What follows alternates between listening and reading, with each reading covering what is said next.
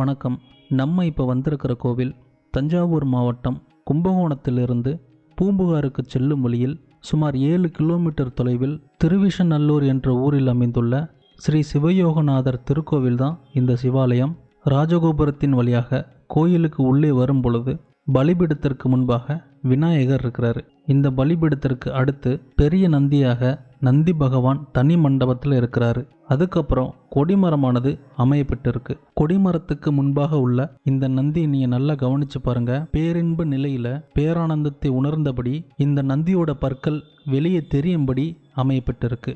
இந்த கோவிலினுடைய ராஜகோபுரம் 5 நிலை கொண்ட ராஜகோபுரமாக அமையப்பட்டிருக்கு. இங்குள்ள மூலவர் சிவயோகிநாதர், தாயார் பேரு சௌந்தரநாயகி. இங்குள்ள தீர்த்தம் ஜடாயு தீர்த்தம், தல விருட்சம் மகிழ மரம். இந்த கோவிலானது 4 யுகங்களை கண்ட கோவிலாகும். இந்த கோவிலில் உள்ள சிவன் கிருதாயுகத்தில் புராதனேஸ்வரராகவும், திரேதா யுகத்தில் வில்வாரண்யேஸ்வரராகவும், துவாபர யுகத்தில் யோக நந்தீஸ்வரராகவும், கலியுகத்தில் சிவயோகிநாதராகவும் இருக்கிறாரு. இந்த கோவிலானது தேவார பாடல் பெற்ற ஸ்தலமாகும். இங்கு திருஞான சம்பந்தர் தேவார பதிகம் பாடியிருக்காரு. காவேரி வடகரை சிவாலயத்துல இது 43வது சிவாலயமாகும். ஹர ஹர நம பார்வதி பதையே ஹர ஹர மகாதேவா. தென்னாடுடைய சிவனே போற்றி, எந்நாட்டவருக்கும் இறைவா போற்றி. ஓம் எஸ்ய பிரதாதா தகமேவ சர்வம் மயேவ சர்வம் பரிகல்பிதஞ்ச இத்தம் விதானாமி சதாத்மரூபம் ஸ்ரீமத் பராச்சலகுரும் பிரணதோஸ்மி நித்யம். சத்குரு மம குரு சரணாரவிந்தாபியான் நமஹ. கும்பகோணத்திலிருந்து 8 கிலோமீட்டர் தொலைவில் பூம்புகார் சாலையில் அருள்மிகு சௌந்தரநாயகி அம்பிகா சமேத சிவயோகிநாதர் திருக்கோயில். காவிரி வடகரை ஸ்தலம். வடகரை ஸ்தலத்தில் 43வது ஸ்தலம். காவிரி வடகரையில் 43வது ஸ்தலம். பாடல் பெற்ற ஸ்தலம் அப்படின்னா 3 முக்கியமான விஷயங்கள்: மூர்த்தம், தீர்த்தம், விருட்சம். மூர்த்தம் வந்து சௌந்தரநாயகி சமேத சிவயோகிநாதர். தீர்த்தம் வந்து ஜட்டா தீர்த்தம், சுவாமியினுடைய ஜடையிலேருந்தே வந்ததுனால ஜட்டா தீர்த்தம் அப்படின்னு பேர். கோயிலினுடைய வடதுபுறம் இருக்கு. கோயிலினுடைய தெற்க வந்து காவேரி, வடக்க கங்கை.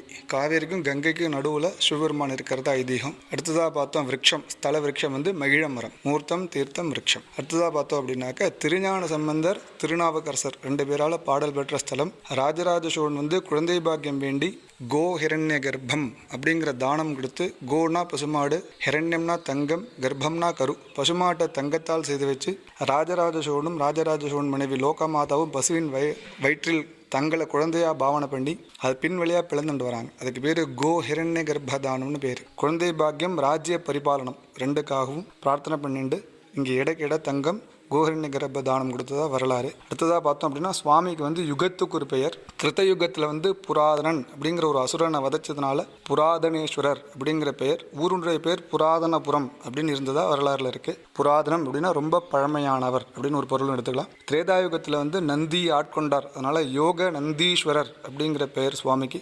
துவாபர யுகத்தில் வந்து வில்வ வனத்துக்குள்ள, வில்வ காட்டுக்குள்ள சிவபெருமான் இருந்ததாக ஐதீகம். அதனால வில்வாரண்யேஸ்வரர், ஊருடைய பேர் வில்வாரண்யபுரம் அப்படின்னு இருந்ததா சொல்லப்பட்டிருக்கு. கலியுகத்தில் வந்து 5 யோகிகள், விஷ்ணு சர்மா அப்படிங்கிறவரும் அவருடைய 4 சீடர்களும், மொத்தமாக 5 பேர். 5 பேரும் கடுமையான தபஸ் பண்ணுறாங்க. அவங்க தவத்துக்கு மகிழ்ந்து சிவபெருமான் 6வது யோகியாக வந்து அவள் 5 பேரையும் கூட்டின்னு வந்து சுவாமியினுடைய மேனியிலே ஐக்கியமாடுறாங்க. அதற்கு ஆதாரமாக சுவாமியினுடைய பின்புற மண்டையில் 7 ஜடா, சிரசில் வந்து 7 ஜடை இருக்குது. ஜடை தன்னுடைய சிரசிலே ஜடை இருக்கிறத இன்றைக்கும் பார்க்கலாம்.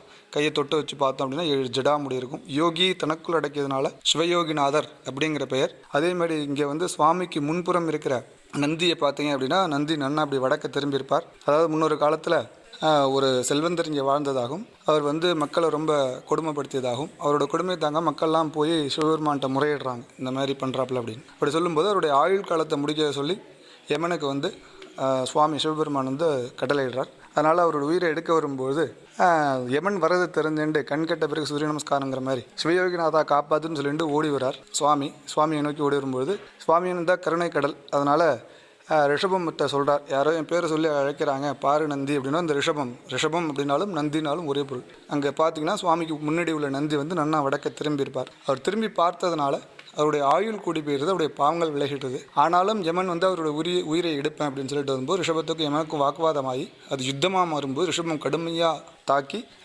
ரிஷபம் வந்து யமனை சம்ஹாரம் பண்ண போகிறார். சம்ஹாரம் பண்ண போகும்பொழுது சிவபெருமான் தடுத்தாட்கொண்டு யமனை குனினா உலகம் தாங்காதுன்னு யமனுக்கு சிவபெருமான் உயிர் பிச்சை அளித்த இடம். ரிஷபமே யமனோடு சென்றுட்டு யமனை வென்றதுனால ரிஷபராசி ஸ்தலம். அதனால தான் இந்த கோயிலை ரிஷபராசி ஸ்தலம்னு சொல்லுவாங்க. ஒரு மன்னனுடைய மகனுக்கு வந்து பெண் சாபம் நிவர்த்தி அளித்ததுனால பெண் சாப நிவர்த்தி ஸ்தலம். ஒரு பிராமணருக்கு வந்து பிரம்மஹத்தி தோஷம் நிவர்த்தி செஞ்சதுனால பிரம்மஹத்தி தோஷம் நிவர்த்தி ஸ்தலம். அதே மாதிரி ஆலயத்தை சுற்றி கோஷ்டத்தில் பார்த்தீங்க அப்படின்னா இங்கே லிங்கோத்பவர் கிடையாது, மகாவிஷ்ணு. நம்ம திருக்கோயிலுக்கு வந்தால் பிரம்மா, விஷ்ணு, சிவன் மும்மூர்த்திகள் தரிசனம் பண்ணக்கூடிய ஸ்தலங்களில் எதுவும் ஒன்று. அதே மாதிரி கோயிலினுடைய பிரகாரத்தில் தென்மேற்கு பகுதியில் நைருத்தி பாகத்தில் லக்ஷ்மி நாராயணர் இருப்பார். அது ரொம்ப விசேஷம். திருமணம் தடை நீக்கக்கூடியவர். திருமணமாகாதவங்க இங்கே வழிபட்டால் சீக்கிரம் திருமணமாகும் அப்படிங்கிறது இந்த கோயிலுடைய அதிகம்.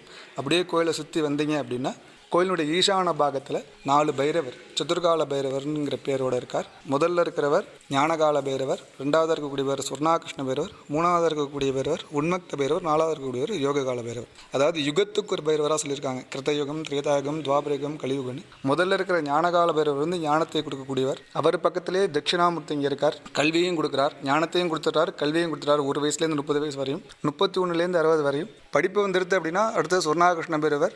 மனைவி, குழந்தை, வீடு, மனை, வாகனம், பொன், பொருள், ஆபரணங்கள், அதாவது லௌகிக வாழ்க்கைக்கு தேவையானது அனைத்தையும் அவருக்கு நேராக கஜலட்சுமி நேருக்கு நேராக பார்த்துட்டு இருப்பாங்க. இங்கே 3வதாக இருக்கக்கூடிய பைரவர் உன்மக்த பைரவர். நம்ம செய்யக்கூடிய கர்மா 61லேருந்து 90 வயசு வரையும் நம்ம செய்த கர்ம தர்மங்கள் நல்லது செஞ்சுருந்தோம்னா நல்ல பலன், கெடுதல் செஞ்சு கெட்ட வகையில் சம்பாதிச்சிருந்தோம்னா கெடுதல் பலன். கர்ம தர்மாதிபதியாக பால சனி, குழந்தை சனியாக இருக்கார் இங்கே உன்மக்த பைரவருக்கு. அந்த குழந்தை சனி வந்து முதல் 2.5 ஆண்டுகள் அதற்கு வந்து நிவர்த்தி அளிக்கக்கூடிய ஸ்தலம். 4வது வந்து யோக கால பைரவர், முக்தி மோட்சம். முக்தி அளிக்கக்கூடிய கைலாசனார், உத்தர கைலாசனார் அந்த பைரவர் பக்கத்திலே இருக்கார். 91லேருந்து 120 வயசு வரையும். தர்மம், அர்த்தம், காமம், மோட்சம், பிரம்மச்சரம், கிரகஸ்தம், வானப்பிரஸ்தம், சந்நியாசம், ரிக்வேதம், எதிர்வேதம், சாமவேதம், அதர்வவேதம், கிருத்தயுக பைரவர், திரேதாயுக பைரவர், துவாபரக பைரவர், கலியுக பைரவர். இப்படி நீங்கள் எது வச்சாலும் ஒரே நேர்கோட்டில் இந்த பைரவர்கிட்ட அமைகிறதுனால இந்த பைரவரை இதுக்கு தான் வழிபடணும் அப்படிங்கிறது கிடையாது. அதாவது ஒரு வாழ்க்கையில் தர்மம், அர்த்தம், காமம், மோட்சம் இது 4 சேர்ந்து தான் வாழ்க்கை. அதனால் என்ன குறைகள் இருந்தாலும் எதுவாக இருந்தாலும் இங்கே பைரவரை வழிபடுறதுனால ரொம்ப விசேஷமாக சொல்லப்பட்டிருக்கு. ஹர ஹர நம பார்வதி பதையே ஹர ஹர மகாதேவா. தென்னாடுடைய சிவனே போற்றி, எந்நாட்டவருக்கும் இறைவா போற்றி. இந்த கோவிலில் சுவாமியை வழிபட்டுட்டு பிரகாரத்தை சுற்றி வரும் பொழுது தென்பகுதியில் வீணை ஏந்திய வித்தகராக தட்சிணாமூர்த்தி நின்ற கோலத்தில் இருப்பதை நீங்கள் பார்க்கலாம். இந்த கோவிலில் இங்கு உள்ள சிவன் 4 யுகங்கள் கடந்து ஆதி யோகியாக இருந்து நம்மளுக்கு அருள் பாலிக்கிறாரு. அப்படிப்பட்ட புண்ணிய ஸ்தலமாக இந்த சிவயோகிநாதர் திருத்தலமானது அமைந்திருக்கு. இந்த கோவிலின் தெற்கு முகமாக உள்ள சவுந்தரநாயகி அம்மன் சன்னதிக்கு நேராக நீங்க பார்த்தீங்கன்னா சூரிய கடிகாரம் என்பது கோவிலின் சுற்றுச்சுவருக்கு மேலே அமைக்கப்பட்டிருக்கு. இந்த கடிகாரமானது 700 ஆண்டுகள் பழமை வாய்ந்தது. கிழக்கு மேற்காக சூரியன் நகரும் திசையை கொண்டு இந்த கடிகாரத்தில் நேரத்தினை கணக்கிடுறாங்க. இந்த கோவிலானது காசிக்கு நிகரான ஸ்தலமாகும். இந்த கோவிலுக்கு வருவது என்பது ஒரு பாக்கியம். இந்த கோவிலை பற்றின நிறைய விஷயங்கள் உங்களுக்கு தெரிய வந்திருக்கும். மீண்டும் உங்களை நான் வேற ஒரு ஆலயத்தில் சந்திக்கிறேன். இந்த வீடியோ உங்களுக்கு பிடிச்சிருந்தது அப்படின்னா சேனலை சப்ஸ்கிரைப் பண்ண மறந்துடாதீங்க. உங்களுடைய நண்பர்களுக்கும் பகிர்ந்துக்கிறங்க.